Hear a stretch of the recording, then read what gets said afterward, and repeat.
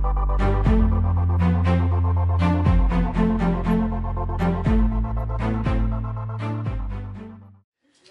I was asked to do this talk in 10 minutes, trying to prioritize what exactly I'm going to talk about today was the most difficult thing that I had to do. But I'll try my best to try and share my journey from where we started and where I'm at today in 10 minutes. Yeah, that's it. Right, I'll start by saying I am Zimbabwean British. I'm Zimbabwean hot, I'm still learning to be British. Very much so, there's a lot of learning that's happening. I was born in Zimbabwe, and I was born in a township that only had brothels, gangsters, and our recreational facilities were basically the beer halls or the shoppings, as they call them back home.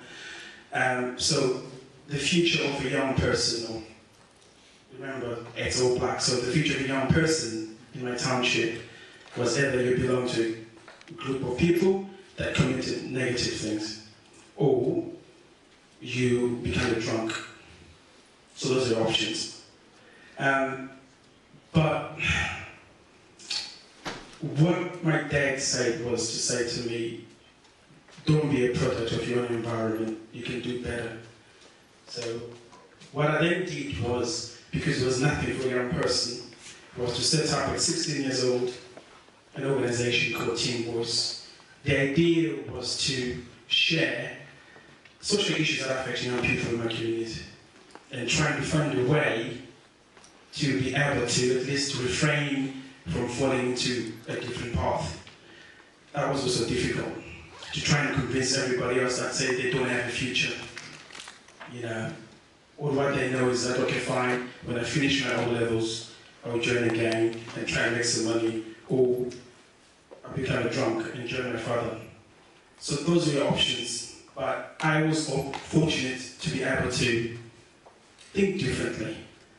I got a scholarship to study at a private school, so that changed the way I think about things. So when I started Teen Voice, the idea was basically to say we need to get our voices heard by the people that are supposed to be representing us and providing us with things that are productive for us as young people. So Teen Voice then grew up from just 3 people in the backyard of my house to 150 young people that were saying we unite and we're going to push the politicians in every direction to get things done. It was not easy because being an African child, you cannot challenge your elders. You have to find a way to be very diplomatic about what you say. Unfortunately, I lost my diplomacy way back and I got myself into more trouble. But it is the passion and the commitment that I had as a young person. So it was for me, I had to do that. We had to think outside the box. We had to push things to the limit. Fortunate enough, they listened. A lot of things got built. A lot of things got set up for young people.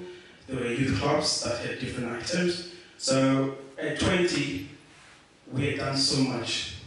So that was the beginning of my journey.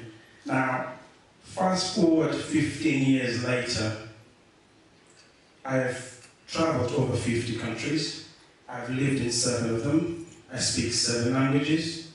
I've worked with the British government. I've worked with the American government. I've worked with the Southern and East African governments on health, on education, and on community development. Right, this is a young boy that was born in a township full of gangsters. If I was standing right here and look at my old self and where I'm at today, I'll be shocked and say, how did I make it here? As most of my colleagues were in prison or died. Right. So the journey started. And when it started, I couldn't stop. At 21, I was managing UNICEF projects in South Africa with about $3.5 million to support orphans and vulnerable children living in the marginalized community. I then went to work with the governments to set up curriculums on education and to push things. The idea basically was to say, I want to give back to my community. Raised in Africa, there are more opportunities in England than it is back home. You'd be surprised that I only arrived in England in 2004. So hence I still say I'm still learning to be British.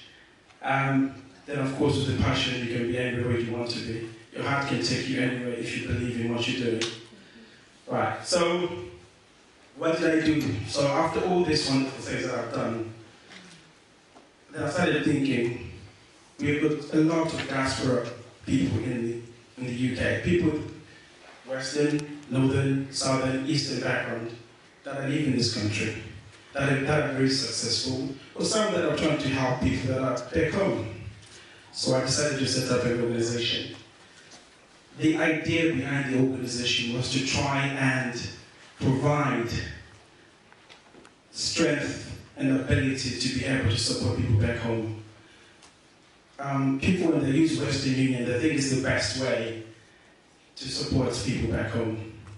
But there's a need for skills, there's a need for experience, there's a need to share, actually to go back home and do something rather than to send money. Because money does not change anybody's life. Money comes and goes, but a skill will never.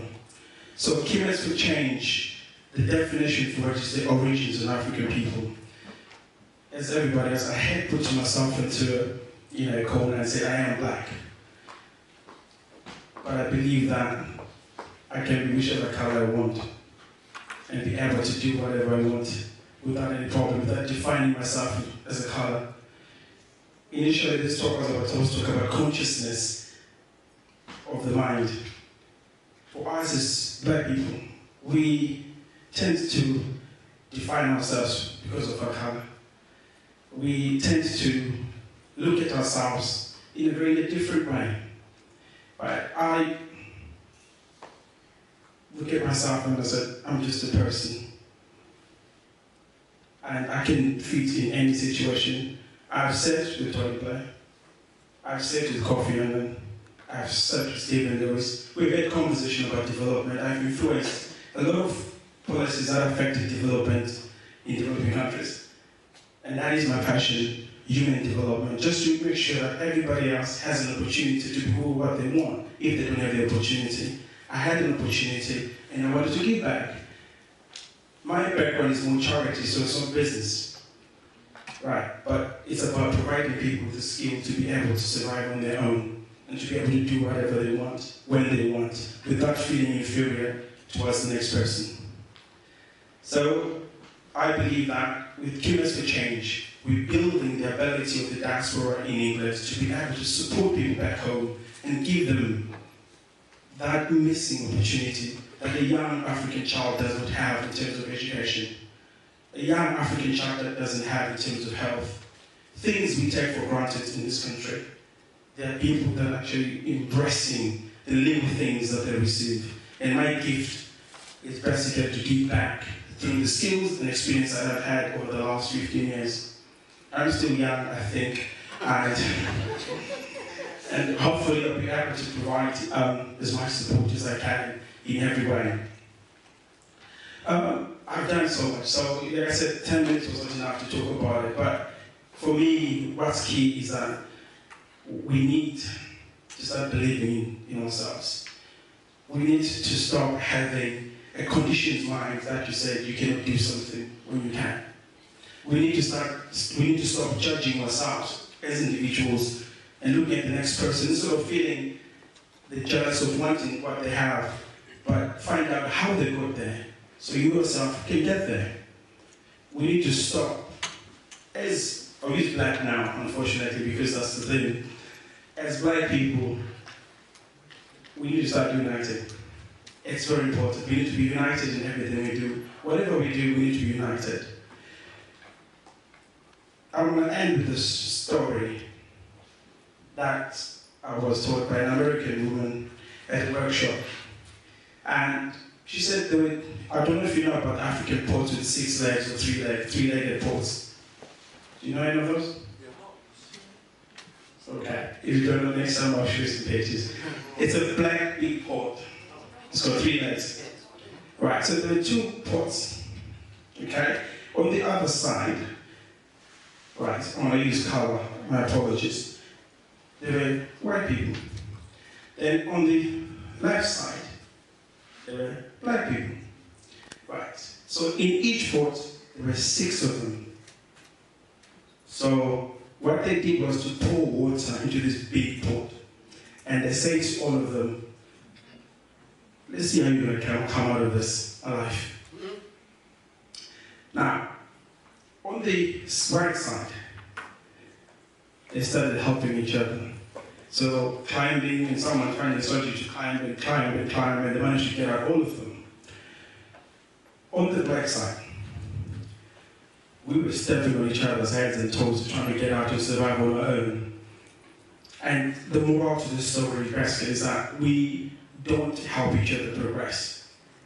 We don't. We step on each other, want to be better than the next person, which is, for me personally, it shouldn't be the case.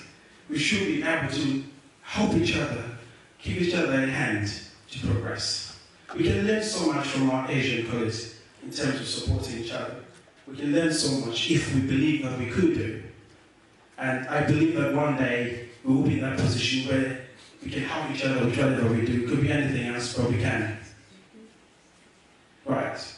So my last words is, there are 3 types of people in the world. I like hip-hop, so old, new, don't like the current hip-hop. So I'm still listening to 2000 hip-hop, so it's very old.